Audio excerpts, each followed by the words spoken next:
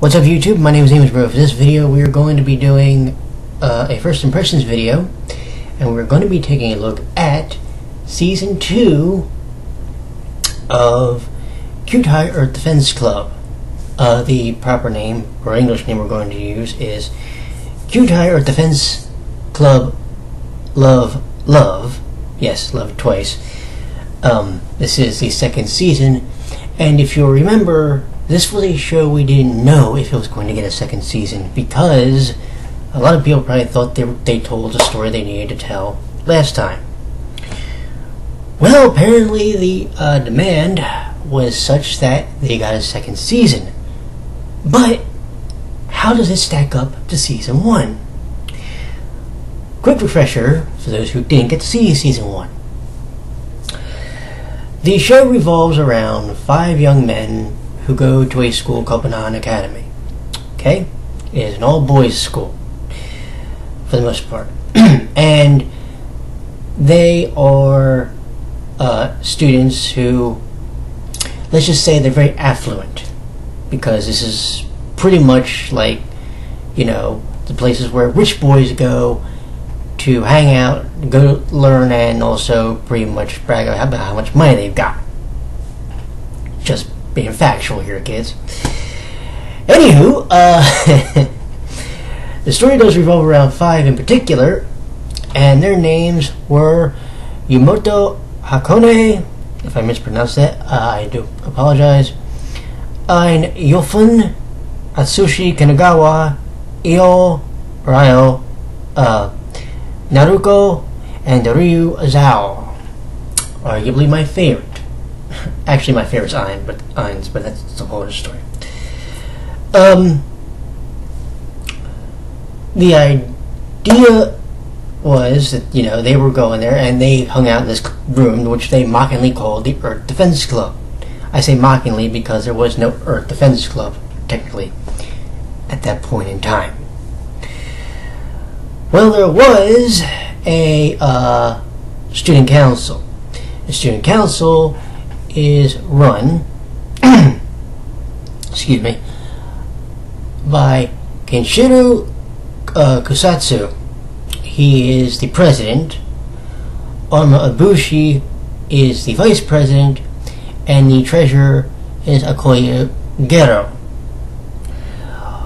Well, in the first season, if you recall, what happened was the two sides were butting heads, and one side was literally taking the orders from a green alien hedgehog named Zundar.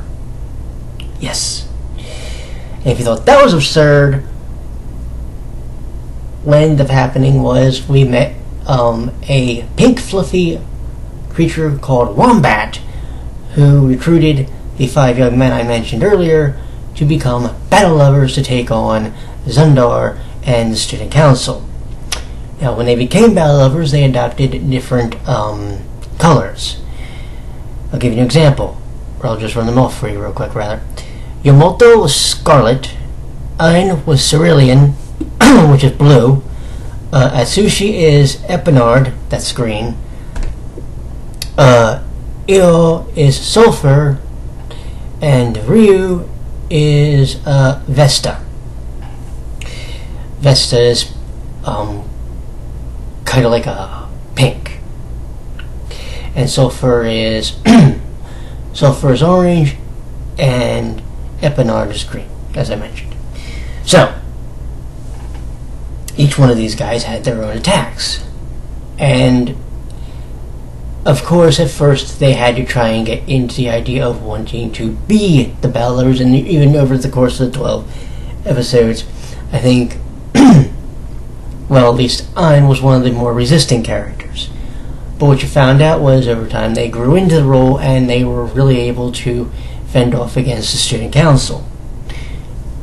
And I'm not going to give everything away from the first season if you haven't seen it, but there was a lot of really cool stuff that happened in there.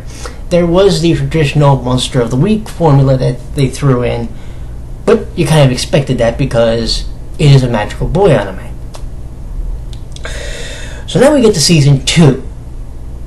Well, in Season 2, and okay, this is going to involve spoilers from Season 1, Zundar's gone, and now we have a new threat. We have two twins we'll be talking about in a few minutes. And of course we still have your monster of the week. But as it turns out, the student council and your defense club are pretty much reconciled at this point. They're not at each other's throats like they used to be. Which is cool, because now we get to see what their interactions are going to be like, having 12 episodes or 13 or however many episodes are going to be given to to build on their relationship and maybe work together in fighting. That'd be kind of cool, wouldn't it? Well, turns out, my dear friends, that we're going to have some very interesting individuals coming to fight off the Earth Defense Club now. And they actually are twins. The twins are named Akio and Haruko Beppu. That is literally spelled B-E-P-P-U. Okay? Now, they did something kind of interesting with this episode, kind of like they did with the first episode of Season 1. They didn't actually reveal the main villains right away. They show you the first monster of the week, which is a traditional thing with shows like this, but they didn't actually show you the people pulling the strings. In this case, the Beppu twins. Okay, cool. Well, here's the thing.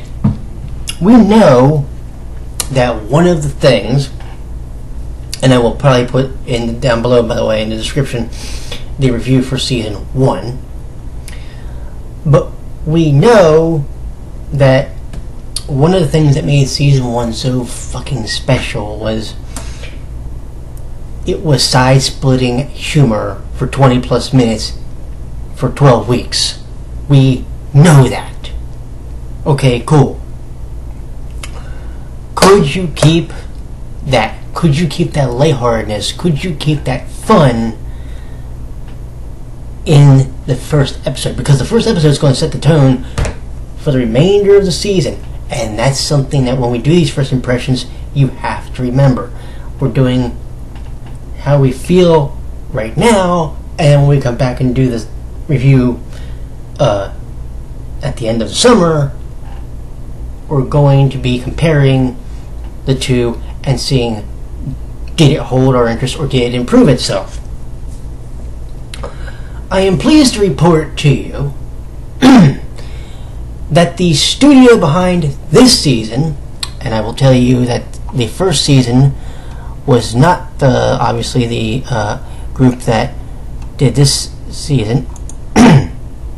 For Season 1, the studio behind it was Dio Media, or excuse me, Dio Media. Well, for this season, it's Studio Comet. My God. Like, okay, first off, the animation is a hell of a lot better than it was last season. That's just a given right there. But also, this season, they kept their humor, which I was amazed by. I thought for sure that if they were to come back for a second season, they were going to forget everything that made the first season special. Because the first season, remember, was that kind of thing that just kind of stuck under the radar, and then everybody took to it. There were people that thought it was going to be complete trash because of the animation, or maybe they thought it was just a throwaway show and we'll watch and forget about it. No. Cute High Earth Defense Club is literally one of those shows where it wants to get your attention in the first week, and if it can get your attention, by God, you're watching every week after that. That's a fact. And point blank, that's what they did here. and they were very successful in it. They remembered that they needed the humor, and they kept that. They also started to input the storyline between Atsushi and Kenshiro, because for those who don't know, and again, this will be a spoiler for if you haven't seen season 1, but one of the big stories in that season, in the first season, was they were on opposing sides because they had a falling out over some things that happened in their past. But they eventually rebuilt their relationship towards the end of the first season. Now, there's the potential that they could really start to bolster it and strengthen it by the end of this season. But can they? Well, if the first episode is any indication, that might not be possible for a little bit.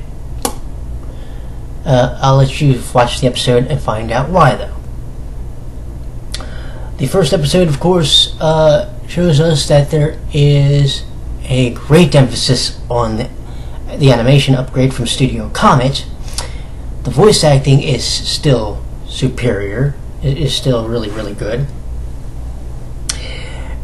And just all in all, the humor and the lightheartedness that is invoked in the characters and the story. Like, yes, you know they're going to probably break the fourth wall, which Wombat does brilliantly, by the way. But the humor, the way the characters interact with each other, it makes you remember what made this show so special last winter, when it was in literally a dead period. Nobody saw Cute Higher Defense Club coming. And okay, I can't say last year was a dead period because you had Cute High, you had Psycho-Pass, you had, I think Kuroko's Basketball was in there, you had, Sailor Moon, Crystal. Here was this show, and it snuck in there, and it said, we're going to show you that, yes, we're a parody, but we're going to forge our own identity. I'll be damned if they didn't do it, because they, like I said, in the first season, they made their mark, and they showed why they're a special series. Tonight, they continued that. They made you understand we don't care that there's going to be shows that are bigger than us as far as maybe popularity and fan base in here, but we're going to show you why we are still a very special anime to watch. And by God, they do it. And like I said, it's interesting that they don't reveal until the end of this episode who's pulling the strings with the monster. Now we have the people who are going to be involved, and are the student council going to be involved in some way? Are they going to be fighting against these two bastard twins? Or will they be brainwashed? We don't know yet. This is going to be a very, very interesting and not trying, but interesting and intriguing puzzle for the next 11 or so weeks that we have with the Battle Lovers. And potentially the student council and these two troublemaking twins. So here's the question: what do we think of the first episode? Do you really have to ask that? If you've not seen the first season, please, I'm begging you, I wish I could get down on my hands and knees right now and beg you to go watch the first season, because you will not be disappointed by that. But then go watch this episode. you'll understand why Cute Heart Defense Club definitely earned a place in my recommendations from last winter in 2015. Now, here it is the summer of 2016, and Lord howdy, did they keep their position. And with their studio change, the animation improved greatly. So will you join the battle lovers on their journey to rid the world of these evil twins and to prove that love conquers all? The Cute Heart Defense Club is in session and will be so for the next 11 weeks or so. So I do implore you to go check them out, my friends. And until then, I will see you in the next review, whenever that may be. So do me a favor, take care, and I'll talk to you all later.